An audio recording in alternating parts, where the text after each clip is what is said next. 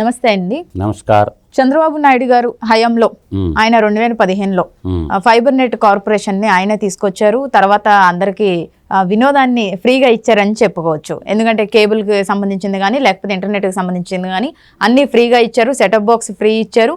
Plus ఏడాదిన్నర పాటు ఎవరికి ఎటువంటి రుసుము ఇవ్వకుండా తర్వాత 150 రూపాయలు, ఆ తర్వాత 250 రూపాయలు కొంచెం కొంచెం పెంచుకుంటూ వెళ్ళారు.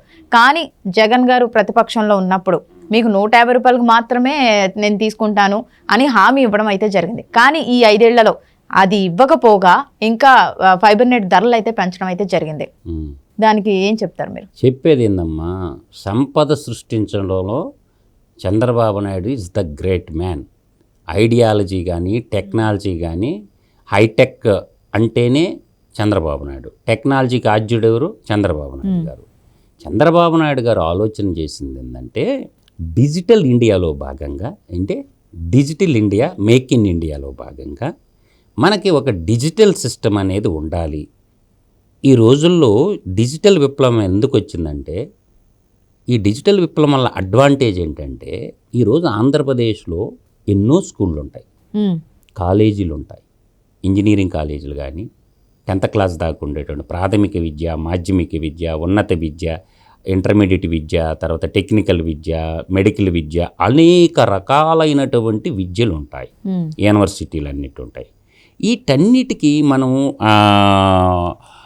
విద్యను బోధించాలన్నా, వినోదం చూడాలన్నా, సినిమాలు చూడాలన్నా, సీరియల్ చూడాలన్నా, ఫోన్ మాట్లాడుకోవాలన్నా అన్నీ ఒకే ఒక ప్లాట్ఫామ్ కిందకి తెచ్చి మనం తక్కువ ధరకి ప్రజలకు అందించాలని చెప్పి Andhra Pradesh fibre net corporation limited అని ఒక సంస్థను ఏర్పాటు చేసి తద్వారా రాష్ట్రమంతా అండర్ గ్రౌండ్ కేబుల్స్ వేయించేసి ప్రతి కనెక్షన్ ఇచ్చేస్తే, టీవీ కనెక్షన్ ఇస్తే దాంట్లో ఇంటర్నెట్ కూడా చూసుకోవచ్చు.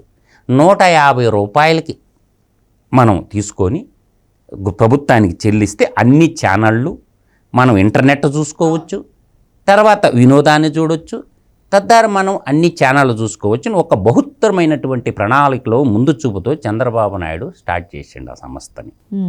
ఆ ఏపీ ఫైబర్ నెట్ని ఆ విధంగా ఎస్టాబ్లిష్ చేస్తే మంచి పనిని కూడా వీళ్ళు ఒక స్కామ్ల, అంటే వీళ్ళు స్కాములు చేయటం వాళ్ళకి అలవాటు కదా, అంటే స్కాములు చేయటం వాళ్ళకి అలవాటు కాబట్టి అందరు అలాగే ఉంటారని దాన్ని కూడా బొక్కలు చెప్పి వీడు ఉన్నాడు కదా, బిజ్జల దేవుడు ఒకడు ఉన్నాడు కదా ఆంధ్రప్రదేశ్లో, సకల శాఖల మంత్రి బిజ్జల దేవుడు ఉన్నాడు కదా, వాడికి ఏముంది, BA చదువుకున్న బేవర్సోడు. వాడు BA చదువుకున్న బేవర్స్కి ఎకనామిక్స్ టెక్నాలజీ ఏం తెలిసిద్దే, వాడు ఒక ఎదవ చేరిండు, అందరినీ పక్కన పెట్టి తగుదునమ్మని పెద్ద మొత్తైదులాగా వస్తుంటాడు అన్నమాట. ఏం చెప్పిండు, 150 రూపాయలకి ఇస్తాను. గతంలో చంద్రబాబు నాయుడు గారు ఏం చేశాడంటే 150 రూపాయలకి మనకి అన్ని సౌకర్యాలు, సకల సౌకర్యాలు కల్పిస్తూ దాన్ని సర్వీసు కొంచెం ఖర్చులకు 250 రూపాయలు చేసిండమ్మా. ఈయన ఎలక్షన్ ముందు ఏం చెప్పిండు, ఈ జగన్మోహన్ రెడ్డి అదే 150 రూపాయలకి ఇస్తానని చెప్పి ప్రామిస్ చేసిండుగా. చేసి ఇప్పుడేం చేసిండు, 599 రూపాయలు నెలకి వసూలు చేస్తుండు. అంటే ఆల్మోస్ట్ మన రూపాయి ముఖ్యమంత్రి కదమ్మా, రూపాయిదేముంది, మనోడు రూపాయే కదా ముఖ్యమంత్రి. ఏడమ్మరే రూపాయి ముఖ్యమంత్రి, రూపాయికి ఏమొస్తుందంటే టీ కూడా రాదు అనుకో, ఆయన రూపాయితో పరిపాలన చేస్తున్నంట. ఏడమ్మరే ఈయన ఈ పెద్ద ఆయన. ఇప్పుడు నేననేది అది కదమ్మా, నువ్వు సృష్టించలేదుగా, చంద్రబాబు నాయుడు సృష్టించినటువంటి ఏపీ ఫైబర్ నెట్ని, ఆ సంస్థని తాకట్టు పెట్టి మొట్టమొదట ఎంత తెచ్చిండమ్మ అప్పు, 350 కోట్ల రూపాయలు అప్పు తెచ్చాడు. తర్వాత ఏం చేశాడు, 552.70 కోట్లు అప్పు తెచ్చాడు. టోటల్గా 902 కోట్ల 70 లక్షలు. ఎంతమ్మా? 902 కోట్ల 70 లక్షలు. 70 లక్షలు అప్పు తెచ్చాడమ్మా. ఏం అవసరం వచ్చింది నీకు, దేనికి ఖర్చు పెట్టిన డబ్బు? ఏపీ ఫైబర్ నెట్ అభివృద్ధికి ఏమన్నా తెచ్చావా? పోనీ ఏపీ ఫైబర్ నెట్లో ఏదన్నా ఎంప్లాయ్మెంట్ క్రియేట్ చేసావా? ఏం చేసావురా 902 కోట్ల రూపాయల? చెప్పాలి కదమ్మా. అంటే ఈడు బాబుగాడు సొత్తు అయిందమ్మా ఆంధ్రప్రదేశ్ అంటేనో, అంటే ఏది పెడితే తాకట్లో పెట్టేయటమేనా? 902 కోట్ల 70 లక్షలు తాకట్లో పెట్టి ఆ డబ్బులు ఏం చేసిండు, ఏడ ఖర్చు పెట్టిండు అనేది అడగాలి కదమ్మా ప్రజలు. ఈరోజు సెటప్ బాక్స్ కాస్ట్ 4400 అయితే ఫ్రీగా ఇచ్చిండుగా చంద్రబాబు నాయుడు గారు.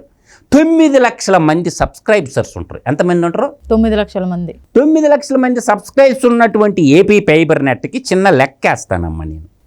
మనకి 600 రూపాయలు కదా ఈ మగోడు తీసుకుంటుండేది. ఓవరాల్గా మనకి ఈ 1 సంవత్సరానికి 645 కోట్ల రూపాయలు వస్తాయి. 5 సంవత్సరాలకి 3240 కోట్లు. క్యాలిక్యులేషన్ ఏంటంటే నేను అనేది 600 రూపాయలు అయ్యమ్మా, 9 లక్షలు కదా, 9 6 ఎంత 54, అంటే నెలకి 54 కోట్ల రూపాయలు. 54 × 12 అమ్మా, అప్పుడు మనకి ఎంత వచ్చింది? 54 × 12 వేస్తే 648 కోట్లు సంవత్సరానికి. 5 సంవత్సరాలకి ఎంత? 3240 కోట్ల రూపాయలు. ప్రజాధనమే కదమ్మా ఇదే. 3240 కోట్ల రూపాయలు వచ్చే సంస్థకి ఎన్ని ఉద్యోగాలు క్రియేట్ చేయొచ్చు మనం? ఈ డబ్బులన్నీ ప్రజలేగా, నీ బాబుగాడు సొత్తేం కాదుగా. అడిగేటోడు లేడనా? ఎందుకు పెంచాల్సి వచ్చింది 600 రూపాయలు? నువ్వు 150 రూపాయల లెక్కన వసూలు చేసుకో, పోనీ 250 రూపాయల లెక్కన వసూలు చేసుకోవచ్చుగా. అంటే కాకులను కొట్టి గద్దలుగా పెట్టడం అంటారు చూసావా, దీన్నే అంటారు. ఒకటి చంద్రబాబు నాయుడు సృష్టించినటువంటి ఏపీ ఫైబర్ నెట్ని తాకట్టు పెట్టడం, తాకట్టు పెట్టిన డబ్బులనేమో వీళ్ళ సొంత కాంట్రాక్టర్లకు దోచిపెట్టడం, సర్వేస్ రెడ్డికి, పెద్దిరెడ్డి మిథున్ రెడ్డికి, వీళ్ళందరికి దోచిపెట్టడం, పోలవరం డ్యాము మెగా కృష్ణారెడ్డికి, వాళ్ళకు దోచిపెట్టడానికి సంస్థలను తాకట్టు పెట్టి డబ్బులు తేవడం. అసలు అలా తాకట్టు పెట్టడానికి వాళ్ళకి అధికారం ఉందంటారా? అంటే ఎవరి అనుమతితో వాళ్ళు తాకట్టు పెట్టేలా? ఇప్పుడు తాకట్టు పెట్టేటప్పుడు అసెంబ్లీ సమావేశంలో అసెంబ్లీలో తీర్మానం చేసి తాకట్టు పెట్టు. నువ్వు అసెంబ్లీలో ఉన్నటువంటి 175 మందికి ఎమ్మెల్యేలకు చెప్పుడు, 58 మంది ఎమ్మెల్సీలకు చెప్పుడు. ఈయన ఇష్టారాజ్యం అయిపోయింది ఆంధ్రప్రదేశ్ రాష్ట్రం అంటే. రోజు పార్లమెంటేరియన్ 25 మంది పార్లమెంటేరియన్లు, 11 మంది రాజ్యసభ సభ్యులు ఉండరు, 58 మంది ఎమ్మెల్సీలు ఉండరు, 175 మంది ఎమ్మెల్యేలు ఉండరు. ఒక్కడ కన్నా అసెంబ్లీలో రాష్ట్ర ప్రజాదేవాలయంలో సచివాలయంలో చర్చి పెట్టకుండా నేను ఈ అవసరాల కోసం ఈ సంస్థను తాకట్టు పెట్టి డబ్బులు తెస్తున్నానని ఎందుకు చెప్పలేదమ్మా? అడిగేటోడు ఎవరు? 175 మంది ఎమ్మెల్యేలు అడిగేటోళ్ళు ఎవరు? ప్రతిపక్షం ఒక గొర్రెల మందలాగా, ఒక పందుల్లాగా 151 మంది ఎమ్మెల్యేలు జగన్కు బానిసల్లాగా ఊడిగం చేస్తుంటే గొంతెత్తి ఎవడు ఎందుకు మాట్లాడలేదు? ఇంకా చెప్తానమ్మా, ఆ ఫైబర్ నెట్ అనేది చాలా గొప్ప ప్రయోగం అమ్మా. ఇప్పుడు స్కూల్లో ఇంటర్నెట్ కనెక్షన్ కావాలా, స్కూల్లో ఇంటర్నెట్ కావాలా, ఈ ఫైబర్ నెట్ ద్వారా కదా. MRO office, RDO office, collector office, ఎంత భూర్తమైనటువంటి ప్రణాళిక వేసింది చంద్రబాబు నాయుడు. నువ్వు పీకిందేంది? జగన్మోహన్ రెడ్డి పీకిందేంది? ఇవాళ స్కూళ్ళల్లో ట్యాబ్లు ఇచ్చాడమ్మా పిల్లలకి, స్కూళ్ళల్లో మానిటర్లు పెట్టావు, అవి ఎట్ట పనిచేస్తుండే? చంద్రబాబు నాయుడు వేసిన ఫైబర్ నెట్ ద్వారా పనిచేస్తుండే. అవునా కాదా? ఈయనంతా ట్యాబ్ పెట్టంట, ఇదేదో పీకిందంట. ఈయన పీకి మీరు కట్ల కట్టింది. మరి ఈయన MRO office, MDO office, MEO office, agriculture office, సచివాలయాలకు కూడా ఫైబర్ నెట్టే కనెక్షను. ఇవన్నీ ఎవరు సృష్టించుండు? చంద్రబాబు నాయుడు గారు సృష్టించుండు. దాంట్లో ఆ స్కీమ్ని స్కామ్ చేసినటువంటి మహానుభావులు, ఆ ఏపీ ఫైబర్ నెట్ని తాకట్టు పెట్టినటువంటి, ఆంధ్రప్రదేశ్ని అప్పుల కుప్పలుగా మార్చినటువంటి ఈ జగనాసుర పాలనకి అంతం బలకంటారు నాయన. మీకు దండం పెడతారా 2 చేతులు ఎత్తి? ఈ మాయలోడి పాలన మనకొద్దు, ఈ మాయదారి పాలన మనకొద్దు. కాబట్టి మనకి ఆలోచించుకొని రేపు ఓటు వేసే ముందు నేను ఇంకో ముచ్చట కూడా చెప్తా. ఈసారి జగన్మోహన్ రెడ్డి గారిని వచ్చిందంటే గతంలో జుట్టు పొన్ను వేసేవాళ్ళు అనమాట. జుట్టు పొన్ను వేసేవాళ్ళంట. ఆడవాళ్ళ జుట్టు కూడా తాకట్టు పెట్టి అప్పులు తెస్తాడు స్వామి. మా ఆడపిల్లలకు జుట్టు ఇంత బొడుగునుంది కాబట్టి ఆ జుట్టును కూడా తాకట్టు పెట్టి అప్పులు తెచ్చిన ఆశ్చర్యపాబుల్లో తల్లులారా, మీ జుట్టు తాకట్టు పెట్టకుండా చూసుకోండి. మీ జుట్టు కూడా తాకట్టు పెడతాడు.